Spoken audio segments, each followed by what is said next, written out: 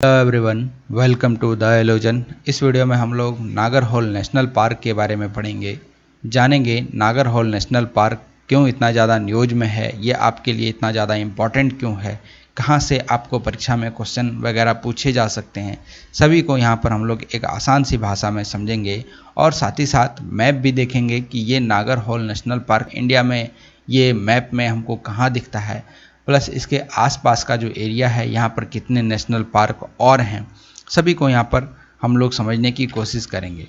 लेकिन आगे बढ़ने से पहले मैं आपको ये बता दूं कि जो नागरहोल नेशनल पार्क है ये आपको मिलेगा कर्नाटक राज्य में। कर्नाटक राज्य में एक ज़िला है जिसका नाम है कोडागू ज़िला। कोडागू ज़िला में ही ये नागरहोल नेशनल पार्क जो है ये आपको मिलने वाला है। अब न्यूज़ में क्यों था इतना, ये सबसे बड़ा सवाल है। देखो, न्यूज़ में रहने का कारण ये है क्योंकि इसका नाम जो है नागरहोल नेशनल पार्क इसको कहा ही जाता है, लेकिन इसका एक ऑफिशियल नाम है जो है राजीव गांधी नेशनल पार्क। अब यहाँ के जो निवासी हैं, जो मूल निवासी है, जो स्थानीय लोग हैं, इनके द्वारा ये कहा जा रहा है कि इनका नाम राजीव गांधी नेशनल पार्क नहीं होना चाहिए। इसके लिए यहाँ के स्थानीय निवासियों ने पीएमओ को, जो प्राइम मिनिस्टर ऑफिस है, वहाँ पर एक याचिका भेजी। हिंदी में इसको प्रधानमंत्री कार्यालय कहेंगे। बेसिकली प्रधानमंत्री जहाँ बैठते हैं, जो उनका कार्यालय है, जो उनका ऑफिस है, वहाँ पर एक याचिका भेजी गई और ये मांग किया गया कि नागरहोल नेशनल पार्क, जिसको राजीव गांधी नेशनल पार्क के नाम से जाना जाता था, इसका नाम ये नहीं रहना चाहिए। तो इनके लिए एक नया नाम भी सुझाया गया है। वो नाम क्या है? तो यहाँ पर जो याचिका भेजी गई उसका यहाँ पर कहना ये है कि राजीव गांधी का नाम यहाँ पर हटा करके इसका नाम रहना चाहिए करियप्पा के नाम पे। तो इनका नाम क्या होना चाहिए इस नेशनल पार्क का? General Cariappa national park. तो सबसे बड़ा जो यहाँ पर पॉइंट है ये है जनरल करियप्पा नेशनल पार्क। यहाँ पर एक नाम है जनरल करियप्पा, ये कौन थे? यहाँ पर देखिए बहुत सारे सवाल ऐसे हैं जो आपसे एग्जाम में पूछा जा सकता है। प्लस कि ये नागरहोल नेशनल पार्क कहाँ पर है? कर्नाटक कोडागू जिला में है। यहाँ पर इसको किस और नाम से जाना जाता है? क्योंकि वर्तमान में प्रेजेंट में इसको अभी राजीव गांधी नेशनल पार्क के भी नाम से जाना जा रहा है, अभी नाम बदला नहीं है। तो ये भी आपसे पूछा जा सकता है नेशनल पार्क। प्लस ये भी आपसे पूछ सकते हैं यदि नाम बदल जाए तो, कि जो जनरल करियप्पा नेशनल पार्क है इसका पिछला नाम क्या था, इसकी पहले इनका नाम क्या था? तो फिर से आपका आंसर यहाँ पर राजीव गांधी नेशनल पार्क हो जाएगा। प्लस आपको ये भी पूछा जा सकता है कि नागरहोल नेशनल पार्क का नया नाम क्या रखा जाना चाहिए, जो यहाँ के स्थानीय निवासियों के द्वारा सुझाया गया है। तो ये आपका आंसर हो जाएगा जनरल करियप्पा नेशनल पार्क। अब सबसे बड़ी बात कि ये जनरल करियप्पा आखिर कौन है ना? ये जनरल करियप्पा कौन है, तो इसके बारे में भी हम लोग जान लेते हैं।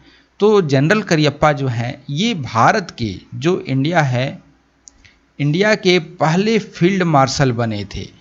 मतलब इसके पहले कोई भी इंडियन फील्ड मार्शल नहीं था। तो पहला हमारा फील्ड मास्टर बना था इंडियन, उनका नाम था एम करियप्पा। तो इनका जन्म हुआ था कोडागू जिला में ही। अगेन ये कर्नाटक में है, तो इसलिए ये बहुत ज़्यादा ज़ोर शोर से आवाज़ उठ गई है। ऐसा बताया जा रहा है, ऐसा दावा भी किया जा रहा है कि जो याचिका भेजी गई इसमें करीब 6000 लोगों ने हस्ताक्षर किया है और इस याचिका को भारी बनाया है ताकि ये अपना वैल्यू और ज़्यादा बढ़ा सके। इतना ही नहीं, सिर्फ यहाँ के स्थानीय निवासियों के द्वारा ही यहाँ पर याचिका नहीं भेजी गई है पीएमओ ऑफिस में। यहाँ पर कर्नाटक के जो मुख्यमंत्री है, आप मुख्यमंत्री का नाम बताएंगे कमेंट बॉक्स में, कर्नाटक का जो मुख्यमंत्री है इनके भी द्वारा एक याचिका भेजी गई है इस संबंध में और कहा गया है कि इनका जो नाम है ये बदल कर राजीव गांधी नेशनल पार्क से हटा करके इसका नाम किया जाना चाहिए जनरल करियप्पा नेशनल पार्क। अब आते हैं हम लोग एम करियप्पा पर। तो एम करियप्पा, जैसे कि मैंने आपको बताया कि ये जो थे ये भारत के पहले फील्ड मार्शल थे जिनका नाम है मडप्पा करियप्पा। तो मडप्पा करियप्पा को ही हम लोग कहते हैं शॉर्ट में एम करियप्पा। तो एम करियप्पा जो थे भारत सेना के पहले भारतीय कमांडर एंड चीफ भी थे, प्लस फील्ड मार्शल भी थे। तो ये भी आपको याद रखना है। फील्ड जो कमांडर एंड चीफ बनाया गया था इनको, ये बनाया गया था 1949 में। तो ये भी आपसे पूछा जा सकता है एग्ज़ाम में, क्योंकि यदि ये न्यूज़ में है तो इनसे रिलेटेड कुछ भी आपसे पूछा जा सकता है। उसमें से हम लोग ये जानते हैं कि ये जो फील्ड मार्शल थे इनका योगदान क्या रहा है। तो देखो 47 में एक युद्ध हुआ था भारत और पाकिस्तान के बीच। तो यहाँ पर इनका काफ़ी ज़्यादा योगदान था। इसके द्वारा यहाँ पर जो युद्ध हो रहा था इंडिया की तरफ से, यहाँ पर इनके द्वारा वेस्टर्न फ्रंट को संभाला गया। जो पश्चिमी मोर्चा है उनका यहाँ पर नेतृत्व किया गया था इनके द्वारा। इसके बाद इन्होंने 1949 में भारतीय सेना का इनको कमांडर एंड चीफ इसको नियुक्त किया गया। और जब इनको कमांडर एंड चीफ नियुक्त किया गया तो यहाँ पर आप समझेंगे कि उस समय भारत में मात्र 2 ही ऐसे इंडियन थे जो कमांडर इन चीफ थे। मतलब कि एक तो थे ये एम करियप्पा साहब और एक थे दूसरे कोई, और ये 2 ही मात्र ऐसे थे जो इंडियन थे, बाकी इंडियन नहीं थे, वो दूसरे कंट्री के थे। आप समझ ही रहे होंगे इस समय ब्रिटिश शासन था, यहाँ पर हल्का फुल्का और भी वर्चस्व था, तो पूरी तो नहीं छोड़ा गया था।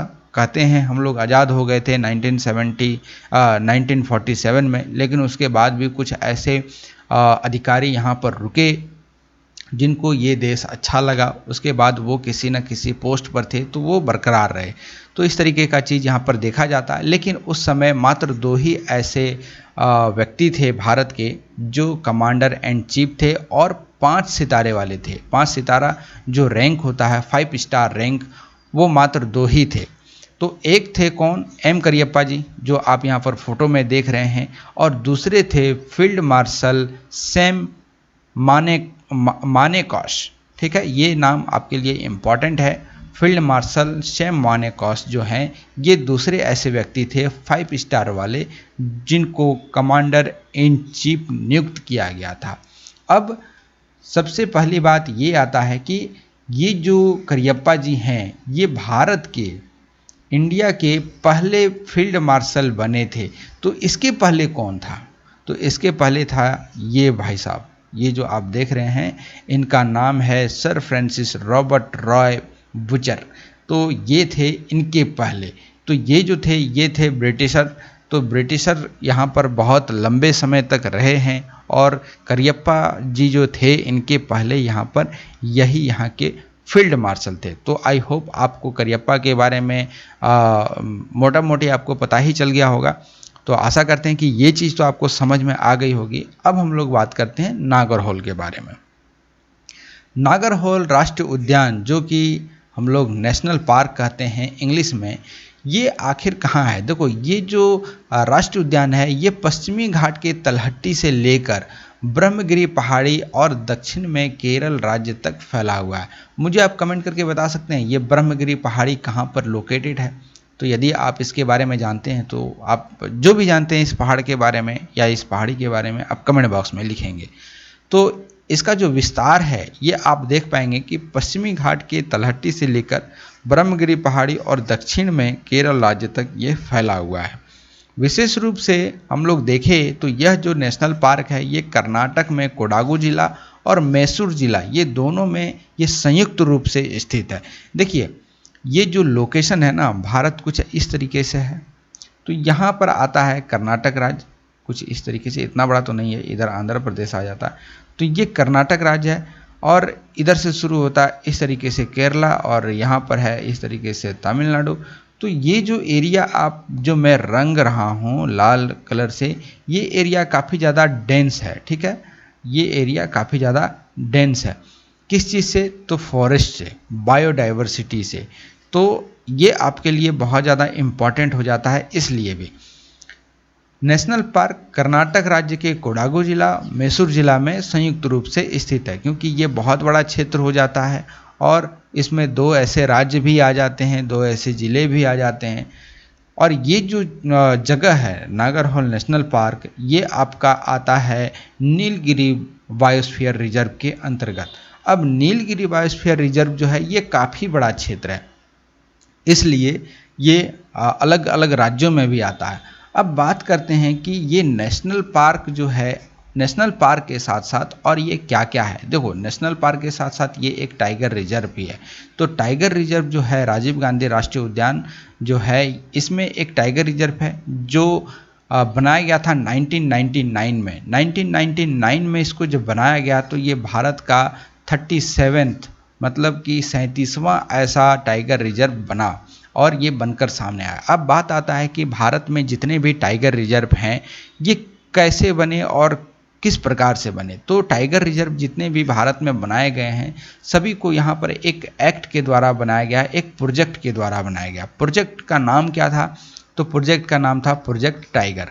इसको लॉन्च कब किया गया था? इसको किया गया था 1973 में लॉन्च। क्यों लॉन्च किया गया था? क्योंकि बाघों का जो संरक्षण क्षेत्र है उसको बनाया जा सके, बाघों को कंजर्व किया जा सके, उनको ब्रीडिंग के लिए या उनके ऊपर जो खतरा है उसको हटाया जा सके। इन सभी चीज़ों के लिए यहाँ पर प्रोजेक्ट टाइगर लॉन्च किया गया। इसके बाद ये 37वां ऐसा टाइगर रिजर्व बना जो भारत का था। और यहाँ पर अभी आपको कितने टाइगर रिजर्व मिलेंगे भारत में, तो ये मुझे आप कमेंट करके बता सकते हैं क्या? चलो मैं ही आपको बताता हूँ। एक नया टाइगर रिजर्व बना है, चलिए छोड़िए ये चीज़, आपको मैं बताता हूँ। 51 ऐसे टाइगर रिजर्व पहले थे लेकिन एक और जुट गया है, तो आप मुझे उसका कमेंट करके बताएंगे कि वो कहाँ पर है और किस ज़िले में वो आता है, किस राज्य में आता है, उसका नाम क्या है, सारा कुछ आप हमको बताएंगे। तो जो राजीव गांधी नेशनल पार्क है ये कहाँ पर स्थित है? तो ये आपका आता है नीलगिरी बायोस्फीयर रिजर्व। देखो, नीलगिरी जो है ये एक पहाड़ी का नाम है जो कि वेस्टर्न घाट जो है और जो ईस्टर्न घाट है उसको मिलाता है ये नीलगिरी पर्वत। तो नीलगिरी का जो आसपास का एरिया है वो बहुत ज़्यादा बायोडाइवर्सिटी में रिच है, इसलिए इसको कहा जाता है नीलगिरी नीलगिरी बायोस्फीयर रिजर्व। अब हम लोग इसके बारे में और भी कुछ जान लें। जो नागरहोल नेशनल पार्क जो है, जिसको राजीव गांधी नेशनल पार्क भी कहा जा रहा है या फिर इसको एम करियप्पा नेशनल पार्क भी कहा जा रहा है, तो ये सारे जो जगह हैं बेसिकली ये तो हुए एक ही जगह मिला के। यहाँ से बहुत सारी ऐसी नदियाँ भी बहती है।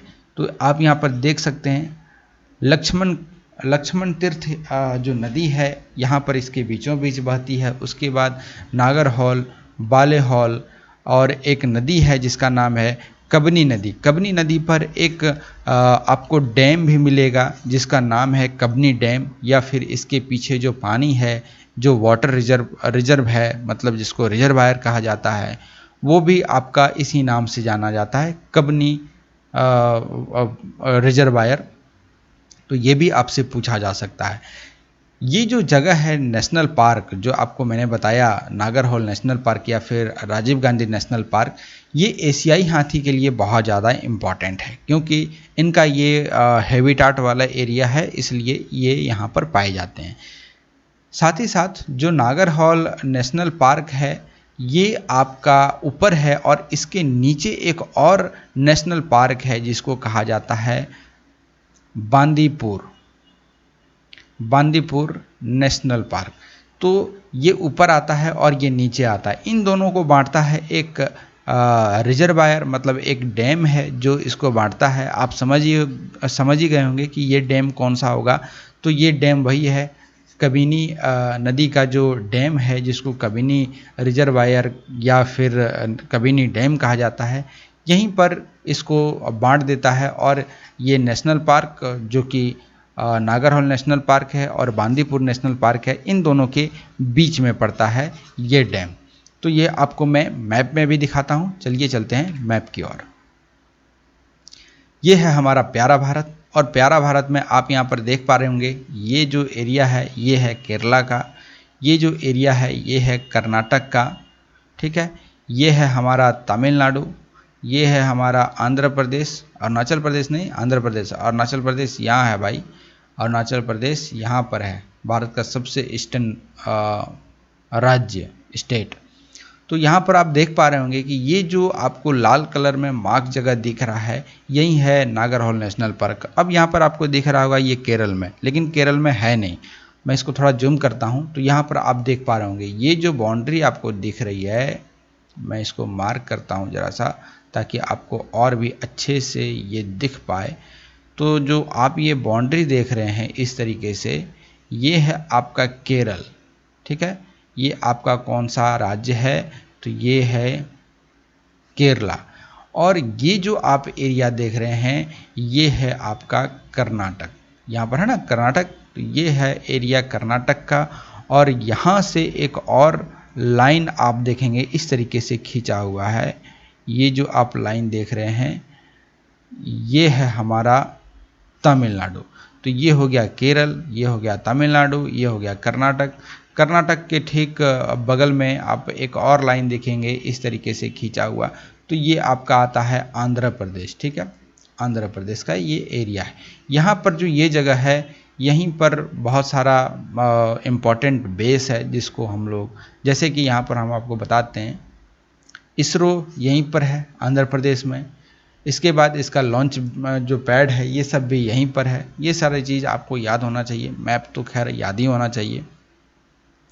तो हम लोग देखते हैं कर्नाटक में जो ये एरिया है ये है नागरहोल नेशनल पार्क। इसको और थोड़ा सा जूम करते हैं, यहाँ पर आप देख पाएंगे।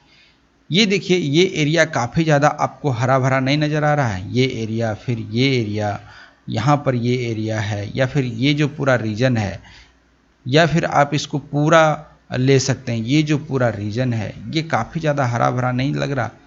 ये जो रीजन है ये काफ़ी ज़्यादा बायोडाइवर्सिटी वाला एरिया है। और इसमें से जो ये रीजन है ये है नीलगिरी बायोस्फीयर रिजर्व है, ये यहीं पर है। अब यहाँ पर आप नोटिस करेंगे ये है नागरहोल नेशनल पार्क। इसके ठीक नीचे की ओर यहाँ पर आपको दिखेगा Bandipur national park. Bandipur national park के ठीक नीचे आपको दिखेगा मुडुमई नेशनल पार्क, या फिर आपको टाइगर रिजर्व। मुडुमई टाइगर रिजर्व भी है और बांदीपुर इसके ठीक ऊपर है, ये भी टाइगर रिजर्व है। इसके बगल में यहाँ पर एक और नेशनल पार्क है, यहाँ भी एक राष्ट्रीय उद्यान है। तो सभी को आप अलग से मैप में देख लेंगे। तो अभी हम लोग फोकस करते हैं इनको और बांदीपुर को। इनका तो नाम बदला जाना है, क्या किया जाना है, एम करियप्पा नेशनल पार्क किया जाना है। बांदीपुर यहाँ पर स्थित है। इन दोनों के बीच में एक आप नदी देख रहे होंगे इस तरीके से बहते हुए। तो ये जो नदी है या फिर ये जो आपको बहुत ज़्यादा पानी नज़र आ रहा है, यही है कबिनी रिजर्वायर। जो पानी यहाँ पर रुका हुआ है इसी को कहते हैं कबिनी रिजर्वायर। तो आई होप कि ये लेक्चर आपको अच्छा लगा होगा। ये सारे चीज़ कंसेप्चुअल क्लैरिटी के लिए आपके लिए बहुत ज़्यादा इम्पॉर्टेंट है।